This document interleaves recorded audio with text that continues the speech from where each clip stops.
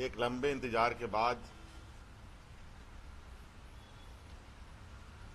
अंतोगत्वा झारखंड का उपचुनाव, मधुपुर विधानसभा का परिणाम आ ही गया और इसमें यूपीए गठबंधन के साझा प्रत्याशी के रूप में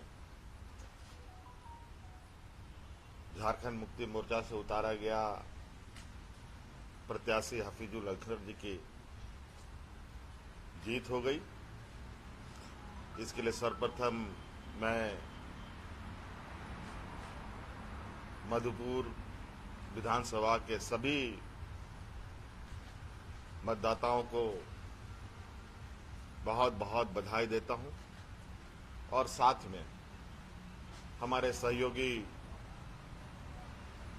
दलों को भी बहुत बहुत धन्यवाद और बधाई देता हूं। आज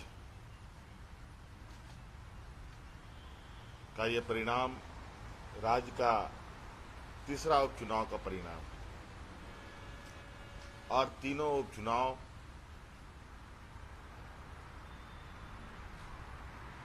हम लोगों ने जीती है और बहुत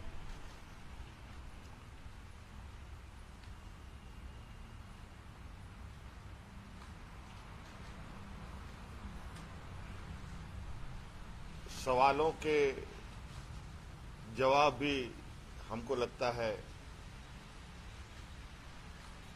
राजनीतिक गॉसिप करने वाले लोगों को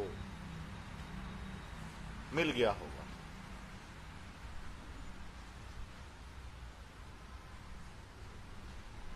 तो मैं आज फिर से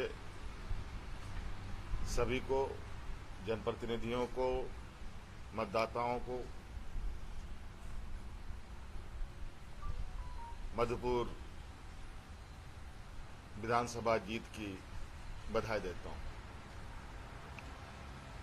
इसी के साथ ही देश में कई राज्यों में चुनाव हुआ।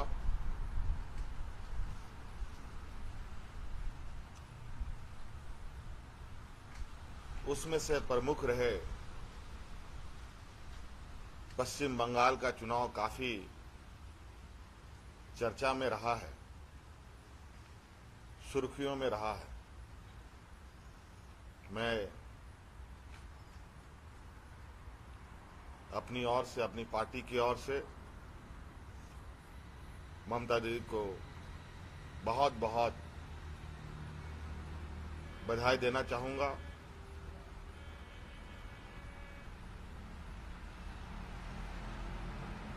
आज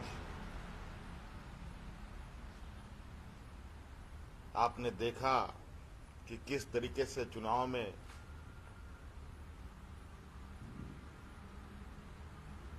राजनेता कितने बिलो द बेल्ट जाते हैं।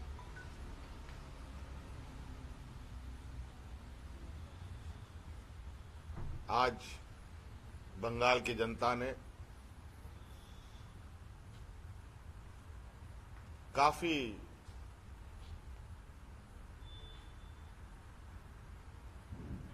जागरूकता के साथ उसका जवाब दिया। भाजपा ने जिस तरीके से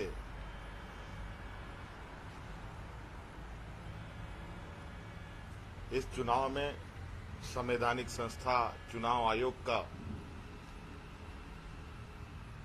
दुरुपयोग किया है,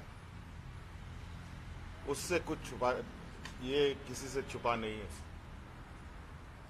ये बहुत चिंता का विषय है। किसी एक खास को मदद पहुंचाने के लिए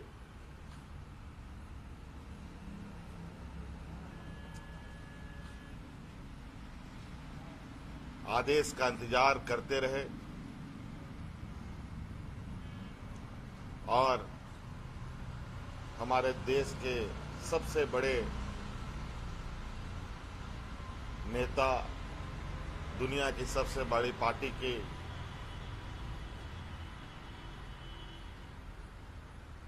नेता, देश के प्रधानमंत्री, गृह मंत्री लगातार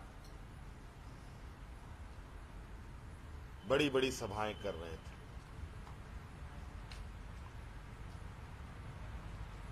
हमारे जानकारी में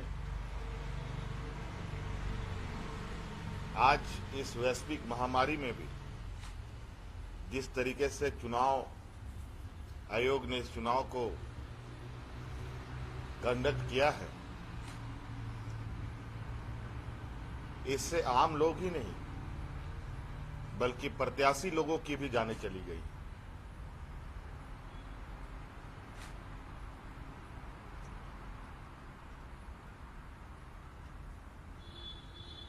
ये निश्चित रूप से लोकतंत्र के लिए खतरे की घंटी के समान है।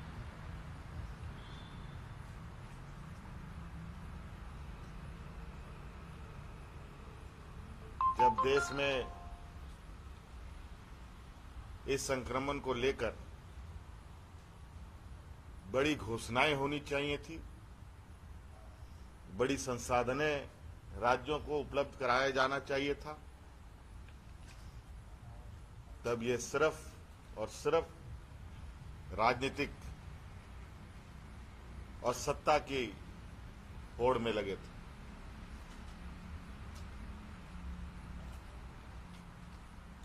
लेकिन आखिरकार इस लोकतंत्र में जनता जनार्दन होता है और इन्होंने अपना निर्णय सुना दिया है।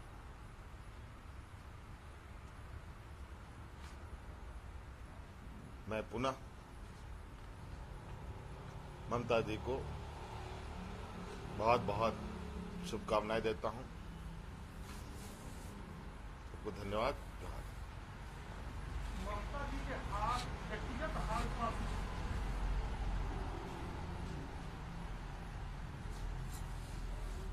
ये कोई नई बात, सवाल आप नहीं पूछ रहे। इससे पहले भी लोग आ रहे हैं, प्रधानमंत्री तक आ रहे हैं, मुख्यमंत्री तक आ रहे हैं।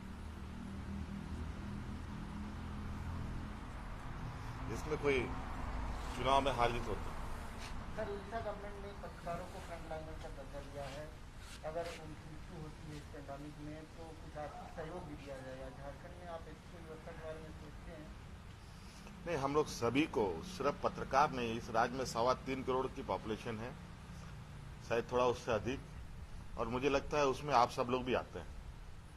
हमारी आप पर भी नजर है, उन सभी पर नजर है, और समय अवधि के साथ साथ अपने हम लोग निर्णय ले रहे हैं। और